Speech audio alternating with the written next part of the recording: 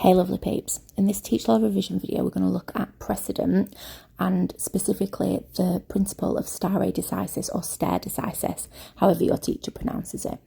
So stare decisis is a big part of precedent.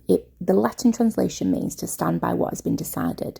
So it basically means that once a precedent or a point of law has been decided in a case, it should be used in all future cases of similar facts. So we're standing by what has previously been decided, we're following the previous rules. It relies on the fact that we have this ratio decidendi, so the legal principle and the legal reason for the case. This is what we're standing by, and this is what we're following in future cases. It also relies on the fact that we've got a strict court hierarchy, so we know which court is bound by the decisions of other courts and which court has to follow other courts.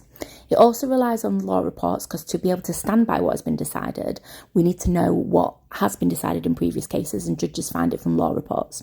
So a law report is a record of what actually happened in the case in court and the case facts. Now, there is a misconception here from law students that all law reports will cover every case, so Crown Court, Magistrates Court, etc., but most of them just cover appeal court cases. Now, stare decisis needs law reports because we need to know what was said in the previous cases so we can apply it in future cases.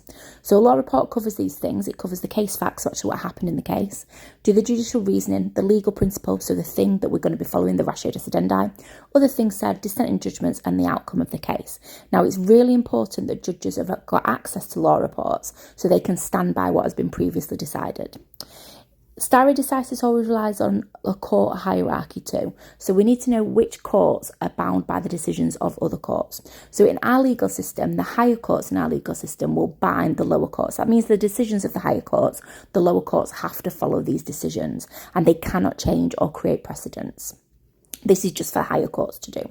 So the Supreme Court is not bound by their own past precedents. They can use the practice direction 3 and 4 to change their previous precedents and make new precedents in cases. The Court of Appeal will have to follow the Supreme Court's precedents because they're next in line, but they don't have to follow their own past precedents using Young v Bristol Aeroplanes. And each division, so the criminal and civil division of the Court of Appeal, do not bind each other. The High Court is bound by the Court of Appeal and Supreme Court's decisions, but they're not bound by their own decisions. And then the Crown Court and Magistrates Court and County Court, they just have to follow everyone else in the system. It relies on ratio decidendi, so stare decisis is the legal principle, and to stand by that legal principle we need to know what it is, so it's the binding element that applies in future cases. Also, obiter dicta is relevant too, because even though it is not binding, it can be used in future cases as well. So we are still standing by what has been decided. Even though obiter dicta is persuasive, we can still stand by that in future cases. Hopefully you found this useful. Make sure you like and favourite this for your revision later on, and let us know in the comments what you'd like us to revise next.